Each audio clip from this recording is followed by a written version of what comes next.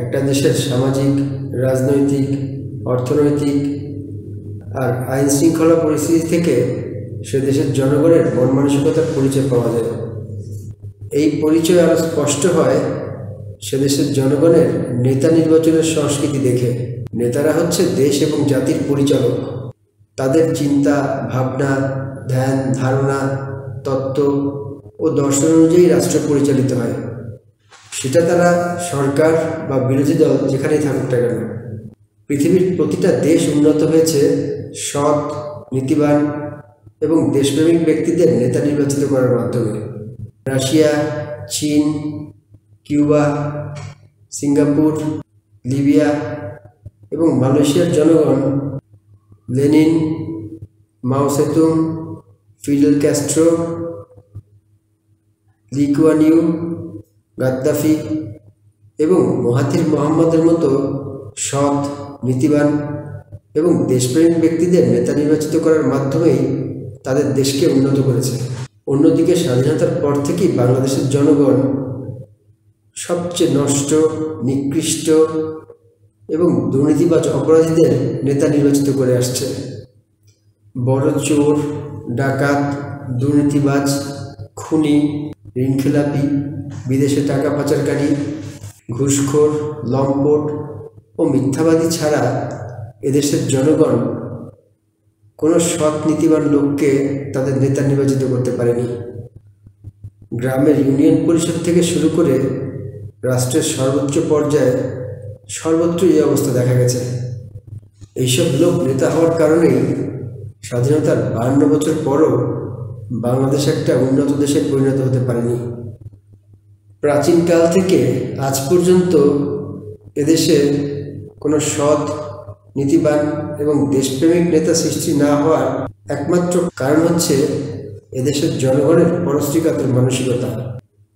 কেউ কোনো ক্ষেত্রে সফল হলেই তার পিছনে লাগার নোংরা মানসিকতার কারণে এদেশে কোনো সৎ বা নীতিবান ব্যক্তি নেতা হতে পারেনি যে পুরা দেশকে স্বাধীন করে শাসন করতে পারে। অনেকেরই এই যোগ্যতা থাকলেও পরশ্রীকাতরদের কারণে তারা সফল হতে পারেননি, যার অবধারিত ফল হাজার বছর ধরে বিদেশিদের অধীনে শাসিত হওয়া। এই পরশ্রীকাতরতার নোংরা স্বভাবের কারণে 1971-এর আগে প্রায় 1000 বছর এদেশ শাসন করেছে বিদেশিরা। বহিরাগত সেন, তুর্কি, পাঠান, মুঘল, ব্রিটিশ এবং সবশেষে পাকিস্তানিরা বাংলাকে শাসন করেছে। মারাঠি, বর্গী, মগ এবং পর্তুগিজ জলদস্যুদের ডাকাতি, লুটপাট, গণহত্যা, নারী নির্যাতন এবং দাস ব্যবসা বাঙালিদের সহ্য করতে হয়েছে। কারণ পরশ্রীকাতরতা ছেড়ে তারা কখনোই একটা ঐক্যবদ্ধ এবং শক্তিশালী জাতিতে পরিণত হতে পারেনি।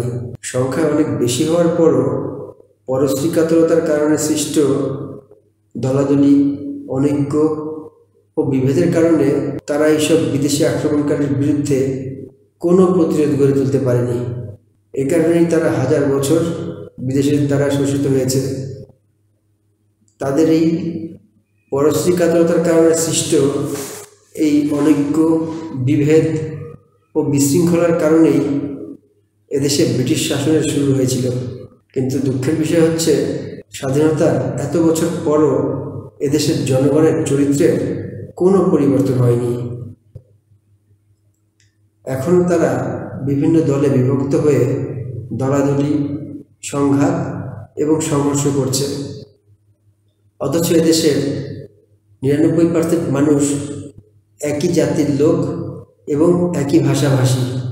বাংলাদেশের জনগণ সত্যি দেশের উন্নয়ন, শান্তি ও অগ্রগতি চাইলে এই মুহূর্ত থেকে দেশের প্রত্যেকটা নাগরিককে পরশ্রীকাতরতা, দলাদলি এবং হিংসা হানাহানি থেকে মুক্ত হতে হবে। আর শুধু তখনই দেশে সৎ, নীতিবান এবং দেশপ্রেমিক নেতৃত্বের সৃষ্টি হবে, যারা বাংলাদেশকে একটা উন্নত, সমৃদ্ধ এবং আইনের শাসনে পরিচালিত দেশে পরিণত করতে পারবে।